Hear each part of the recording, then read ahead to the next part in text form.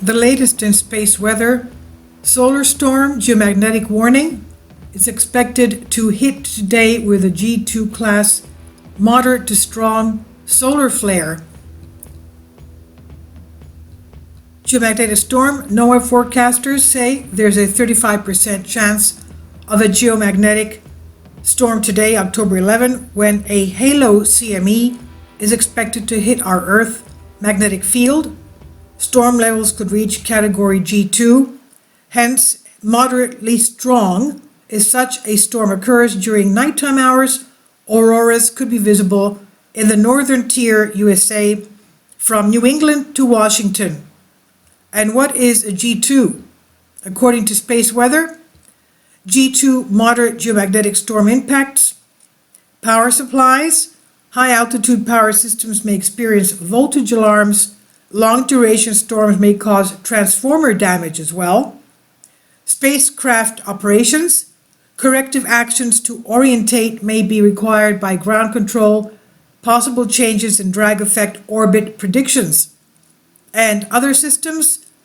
HF radio propagation can fade at higher altitudes, and aurora has been seen as low as New York and Idaho, typically 55 degrees geomagnetic latitude. And this again is according to space weather. I'll leave a link below for you. And let's take a look at the flare coming from the sun. Please support my Patreon account. The daily posts are 5 videos daily, and they are totally different from what I have on my YouTube channel.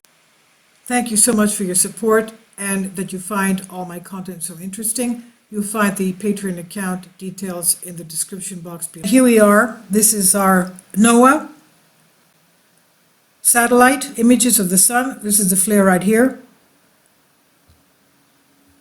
Debris will not hit Earth, they said. Shortly after the blast, SOHO coronagraphs detected a CME emerging from the blast site, but it was narrow and moving outside the Earth strike zone. Thank goodness. It's not going to hit us. It's moving outside our zone.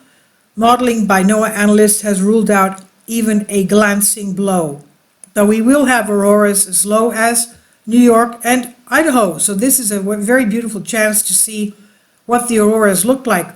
When I used to live in Montreal, Canada, I remember one Friday night in February, we were coming back late from a friend's house. I was about 12 years old at the time, and it was late at night. I don't know what time it was, 1:30, 2 o'clock, I don't know, very late. Anyway, we saw an aurora. It wasn't making a noise, but it was so beautiful. It was like a colored silk rainbow type shimmering, slow flowing above our heads of all colors, not green or red, but all colors. It was just beautiful, a beautiful sight to see.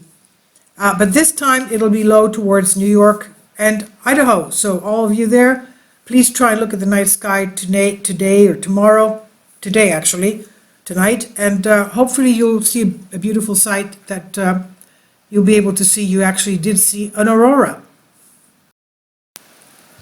So the forecasters from Space Weather Prediction, SWPC, the unit of the U.S. Department of Commerce under NOAA, issued a G2 geomagnetic storm warning for today, October 11. Solar storms rated on a scale from G1 to G5, with 1 being the weakest and 5, of course, being the strongest potential for damage.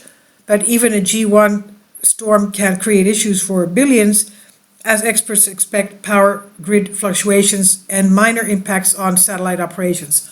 But as we said before, this is not going to be a direct hit, thank goodness. In a statement, SWPC said, induced currents and power grid fluctuations can occur. High altitude power systems may experience voltage alarms. Spacecrafts and satellite orientation irregularities can occur.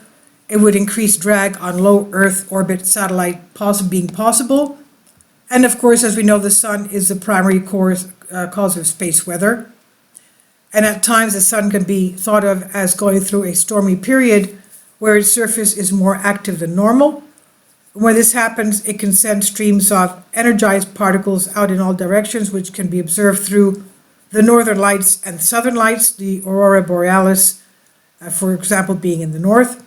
These solar events can help illuminate the skies with stunning auroras, and they can also do harm to electronics, electrical grids, and satellite and radio communications.